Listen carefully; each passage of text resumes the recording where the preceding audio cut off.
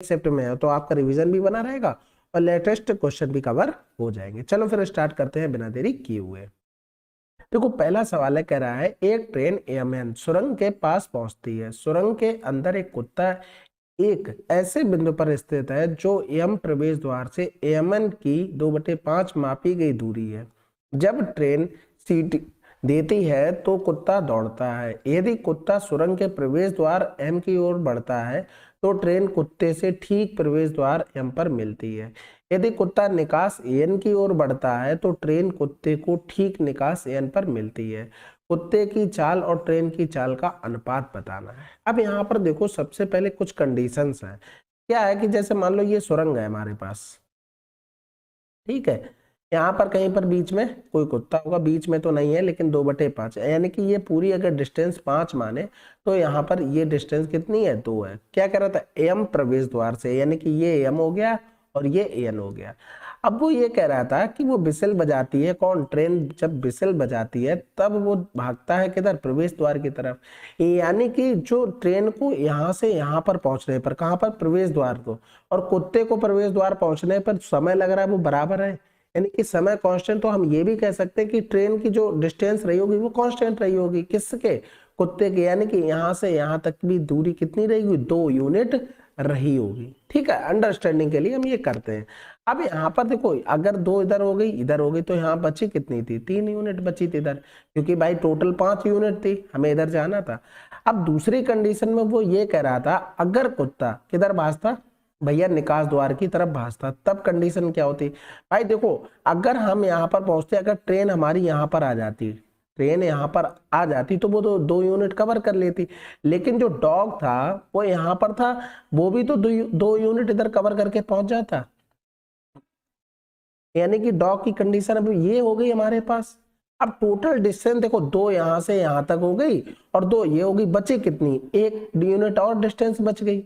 अब हमारे पास एक तीसरी कंडीशन में देखो वो क्या कह रहा था कि वो ये कह रहा था एन यानी कि निकास द्वार पर मिलता है। तो एक चीज बताओ, ये तो कंडीशन हमने जब मानी है कि एक बार वो यहां से क्या कर रहा था, प्रवेश द्वार पर मिल रहा था, एक बार वो अंदर की तरफ भाग रहा था यानी कि निकास द्वार की तरफ पे, तब यहाँ पर तीसरी कंडीशन अगर हम लेते जो हमसे क्वेश्चन में बोला गया कि वो निकास द्वार पर मिलता है, तो ट्रेन को टोटल कितनी डिस्टेंस कवर करनी पड़ती, 5, यही तो टोटल डिस्टेंस थी, यहां से यहां तक पूरी 5 थी। अब लेकिन कुत्ते को कितने बची थी, भाई कुत्ते को केवल 1 यूनिट बची थी, यानी कि अगर हम डॉग के लिए लिखे तो 1 यूनिट हो गई, क्या हो गई, ये डिस्टेंस हो गई। ठीक है, अब स्पीड का रेशियो लिखेंगे तो वो तो सेम रहता है डिस्टेंस, क्योंकि टाइम कांस्टेंट हो गया। भाई जैसे ये सुरंग है, यहां से अगर यहां पर मिली आके ट्रेन तो सेम कंडीशन में यहां पर कुत्ता यहां पर भी पहुंचा होगा सेम टाइम में, तो वो हमारा कांस्टेंट हो गया, यानी कि रेशियो क्या आ गया, 5:1 हमारा आंसर आ जाएगा। अब इसमें लिखा क्या है, कुत्ते की चाल पहले लिखी थी इसलिए आंसर क्या दे रहे हैं, 1:5, और हमारा क्या है, हमने ट्रेन की पहले लिखी तो 5:1। अब इसके लिए एक छोटी सी ट्रिक होती है, उसको भी लिख लो, क्योंकि इस तरीके से करने जाओगे तो लेंदी बन जाता है। जब ट्रिक है तो उसको लिख लेते हैं। भाई देखो टोटल डिस्टेंस और माइनस कर देंगे 2 इंटू में जैसे यहाँ पर क्या लिखा, डॉग लिखा, तो डॉग की डिस्टेंस लिख लेते हैं। ठीक है, बटे में क्या हो जाएगा, टोटल डिस्टेंस। अब ये सब यूनिट में चल रहा है, एग्जैक्ट डिस्टेंस नहीं देती। देखो टोटल डिस्टेंस 5 हो गई भाई, 2/5 में ये टोटल हो गई, ये हमारी कुत्ते को हो गई थी, माइनस में 2 गुणे में 2 बटे में टोटल का 5 हो गया, यानी कि 1/5 आ गया, आंसर आ गया हमारा। लेकिन एक चीज हमेशा ध्यान रखना है, क्या, कि ये भाई कुत्ता भी हो सकता है, चूहा भी हो सकता है, बिल्ली भी हो सकता है, कुछ भी इसकी जगह लिख सकता है। तो ये चीज आप नोट कर लीजिए कहीं अच्छी जगह पे, काफी अच्छा सवाल है। ठीक है, अगला सवाल करते हैं। यदि 25 व्यक्ति प्रतिदिन 15 घंटे कार्य करके 5 इकाई कार्य को 8 दिनों में पूरा कर सकते हैं तो 12 व्यक्ति प्रतिदिन 20 घंटे कार्य करके 10 इकाई कार्य पूरा करने में कितना समय लेंगे। भाई देखो सिंपल सा फार्मूला होता है m1d1 इंटू में h1, यानी कि t1 और लिख लो, ठीक है, h हटा दो, और अपॉन में w1 बराबर में m2 इंटू में d2 इंटू में t2 अपॉन में W2, यानी कि W का मतलब वर्क हो गया। देखो 25 आदमी एम का मान हो गया, 15 घंटे टाइम हो गया, 5 इकाई कार्य हमेशा नीचे रहता है, डी का मतलब 8 हो गया, बराबर में 12 व्यक्ति 20 घंटे और 10 इकाई कार्य करना है। यहाँ पर डे हमें निकालने थे तो 0 से 0 हो गया, इधर करेंगे तो ये हो जाएगा 2 चौको 8, 4 तियां 12 हो गया, 3 पंजे 15 हो गया, 5 25, यानी कि आंसर क्या आ गया 25 डेज। अगला सवाल, मीरा ने 10% छूट देने के बाद एक बैग बेचकर 5% का लाभ अर्जित किया। यदि बैग का अंकित मूल्य इतना है तो उसका क्रय मूल्य बताना था। भाई हमेशा एक चीज ध्यान रखो, अगर आपका बेसिक क्लियर है ना तो डायरेक्ट आपका आंसर आना था, बिल्कुल पेन भी चलाने वाला नहीं था। देखो होता क्या है कि हमने डायरेक्ट बताया mark price cost price, profit हो रहा वो मार्क प्राइस के नीचे लिख दो, जो छूट दी जा रही वो कॉस्ट प्राइस के नीचे, बस यही रेशियो होता है। इसके पीछे का लॉजिक भी पता होगा, भाई मार्क प्राइस पे छूट दी 10% की 90%, तो क्या बन गया सेलिंग प्राइस। अगर हम कॉस्ट प्राइस पर अगर उस प्रॉफिट जोड़ दे तो ये भी सेलिंग प्राइस, दोनों को बराबर कर लेते ये रेशियो बन जाता है। तो प्रैक्टिस इस पर कर लो, डायरेक्ट आंसर आता है। अगला सवाल, एक वस्तु की कीमत 2 वर्षों में 25% बढ़ाई जानी है। इस वर्ष कीमत 120 से बढ़कर 140 हो गई, तो बताइए कि अगले वर्ष में प्रतिशत वृद्धि कितनी होगी।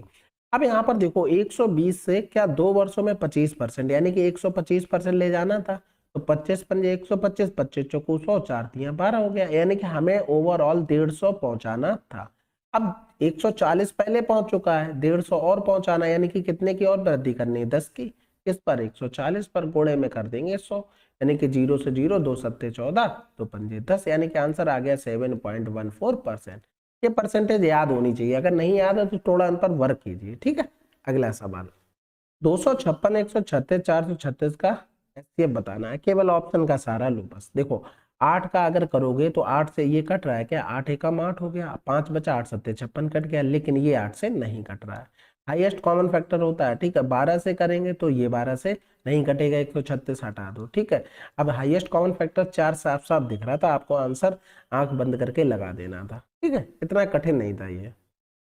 अब इसमें औसत बताना था। पहले तो देखो ये लिखे हुए हैं 1 से लेकर 9 तक कंटिन्यूअसली स्क्वायर, तो आपको फार्मूला पता होना चाहिए, एन, एन प्लस का 1, 2n प्लस का 1 अपॉन में क्या हो गया 6, ये तो हमारा क्या आ जाता है सम आ जाता है कितने स्क्वायर का। तो यहाँ पर अगर लिखेंगे तो 1, कितने नंबर थे 9 थे, 9 गुणे में 9 1 10, 9 दूनी 18 1 19 बटे में 6 हो गया, ये सम आया। अब नंबर 9 थे तो 9 से भाग कर देंगे तो हमें क्या मिल जाएगा, एवरेज मिल जाएगा भाई, इसीलिए इससे भाग करना पड़ा, तो 2 तियां 6, 2 पंजे 10 हो गया, 19 पे 95 बटे में 3 हो गया, 3 तिरका 9, 3 एकम 3 हो गया, 2 बच गया बटे में 3, आंसर। अगला सवाल, 20 और 30 के बीच अभाज्य संख्याओं के वर्ग का योग ज्ञात कीजिए। देखो 20 से 30, यानी कि अगर हम देखें तो 44 22, ये नंबर हमने आपको याद कराया था, 44 22 322 और 321। अब हमारे पास ये हो गए 1 से 10 लेकर 11 से 20 तक, यानी कि जो 21 से 30 तक रहे उसमें केवल 2 नंबर हमारे आते हैं। अब 2 नंबर में कौन कौन सा आ जाएगा, एक तो 23 आ जाएगा। अब दूसरा हमें, क्योंकि देखो नंबर ये अगर याद होगा तो आपको कंफ्यूजन नहीं रहेगा, पता लगे 3 आ रहे 4 आ रहे, फिर कंफ्यूजन वाली चीजें क्रिएट होने लगती हैं, उससे बचने के लिए ये लिया गया। ये 29 हो गया, इनका स्क्वायर निकालना, इसका स्क्वायर हो गया 529 और इसका स्क्वायर हो गया 841, जोड़ देंगे 9 1 10 हो गया, यहाँ से लगा 1 4 3 7 हो गया, 8 5 13 हो गया, आंसर आ गया 1370। अगला सवाल, यदि मलय 300 प्रति केजी की दर से अमरूद खरीदता है और उन्हें इतने प्रति 100 ग्राम की दर से बेचता है तो उसका लाभ परसेंटेज बताइए। तो यहाँ से एक चीज देखो भाई, 300 प्रति केजी, यानी कि अगर हम 1 ग्राम का लिखना चाहें तो 300 बटे में 1000 लिखेंगे तो ये ग्राम में आ गया। यहाँ पर 100 ग्राम की बात हो रही तो ये 100 ग्राम का प्राइस हो गया हमारा, ये क्या बन गया, ये कॉस्ट प्राइस। सेलिंग प्राइस क्या है 25 था, इसको कैंसिल आउट करते हैं, यानी कि 30 रुपए की चीज कितने में बेची 25 में, यानी कि 5 रुपए का क्या हो गया लॉस हो गया, किस पर हुआ 30 पर, गुणे में 100 हो गया, यानी कि 5 छक्का 30 हो गया, 2 तियां 6, 2 पंजे 10, यानी कि 16 से ही 2 बटे 3 कर लो, या तो 16.67% की हानि कर लो। अगला सवाल, चार संख्याओं इतने इतने का एलसीएम क्या होगा। अब देखो ऑप्शन पकड़ लो, ठीक है, क्योंकि देखो अगर ये 5 आ गया तो ये 42 है, यहाँ पर इससे तो कटेगा ही नहीं, तो इसको तो हटा दो। अब यहाँ पर ये 15 लिखा हुआ है, यानी कि 3 का मल्टीपल आ रहा है, यहाँ पर 9 का भी मल्टीपल आ रहा है, तो 5 5 10 2 12, ये 9 से नहीं कटेगा, 5 2 7 9 से नहीं कटेगा, 5 4 9 9 से कट जाएगा, आंसर लगा दो, बात खत्म। अगला सवाल, एक वस्तु की कीमत में 20% की कमी की गई, मूल कीमत को वापस लाने के लिए नई कीमत में कितनी वृद्धि करनी होगी। देखो 100 की चीज 80 हो गई, अब 80 से फिर से 100 पर पहुंचना है तो कितना बढ़ाना है 20, तो 20 बटे में 80 गुणे में 100, तो आंसर आ जाएगा हमारा 25%। वैसे भी याद रखो, कभी भी आपको ऐसा लगे कि आगे कैलकुलेशन में हमें यूज करना है, जैसे मार्क प्राइस वो बढ़ा देता है, कभी कभी कॉस्ट प्राइस से कह देता है कि 25% बढ़ाकर लिखा गया, और फिर मार्क प्राइस पर आपको काम करना पड़ता है, तो वो रेशियो हमेशा याद रखो 25% के लिए। 80 से 25% कभी भी बढ़ाते हैं तो 100 आता है, ये रेशियो याद रखना बहुत जगह काम आता है। अगला सवाल, निम्न में से कौन सा सबसे छोटा अनुपात है? अब यहाँ पर देखो 1/3 ये हो गया, इधर करेंगे 5×15 5×20 17/25 हो गया, इधर करेंगे तो 21/25 हो गया। ठीक है, अब देखो सब जगह 100 तो नहीं बना सकते, लेकिन यहाँ पर देखो 33 या 99 लगभग समथिंग पहुंच गए, तो 33 लिख लो यहाँ पर, इधर 25 चौकू 100 तो 75 लिख लो, इधर 25 चौकू 100 17 चौकू 68 लिख लो, इधर 25 चौकू 100 21 चौक 84 लिख लो। तो सबसे छोटा कौन सा है? आंसर लगा दो, या तो आप डायरेक्ट डिवाइड करके लिख लो, क्या लिखते 0.3 लिखते, यहां से करते तो 0.4 आ गया, यहाँ लगाते पॉइंट लगाते जीरो बढ़ाते 25 7 175 तो 6 बार चला जाता, इस कंडीशन में 0.0 लगाते 25 8 200 आ जाता, तो यहाँ से भी आंसर आ गया।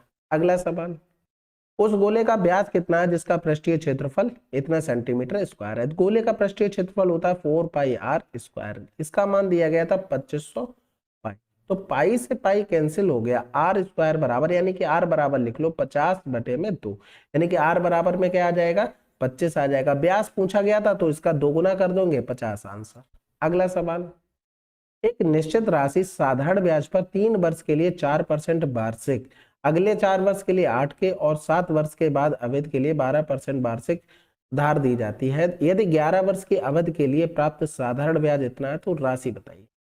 देखो पहली कंडीशन में अगर ब्याज देखते तो कितना मिल गया हमें 12 रुपया, ठीक है, अगले 4 वर्ष के लिए 8% रेट से हमको मिल गया 32 रुपया, तो 4 और 3 7 हो गए। अब हमें टोटल चाहिए 11 का, यानी कि अभी 4 वर्ष और बाकी हैं, इस 4 वर्ष के लिए रेट क्या होगी 12%, क्योंकि कह रहा था अब आगे जो भी वर्ष होंगे 7 वर्ष के बाद, भाई 3 और ये 4 7 हो चुके, इसके अलावा जो भी होंगे उनके लिए रेट 12 होगी, यहाँ से 48 मिल गया। जोड़ेंगे तो 12 चौक 48 होता है, 12 पंजे 60 हो गया, 48 12 60, 60 और 30 90 और 2 92 हो गया। हमारे हिसाब से क्वेश्चन में दिया गया था 27600, हमें 100 का मान निकालना था, क्योंकि ये पूरी कैलकुलेशन 100 पर की है। PRT/100 होता है, P की जगह 100 रखते तो 100 से 100 कैंसिल हो जाता है, इसलिए ये डायरेक्ट हम लिख लेते हैं, तो ये चीज याद रखना।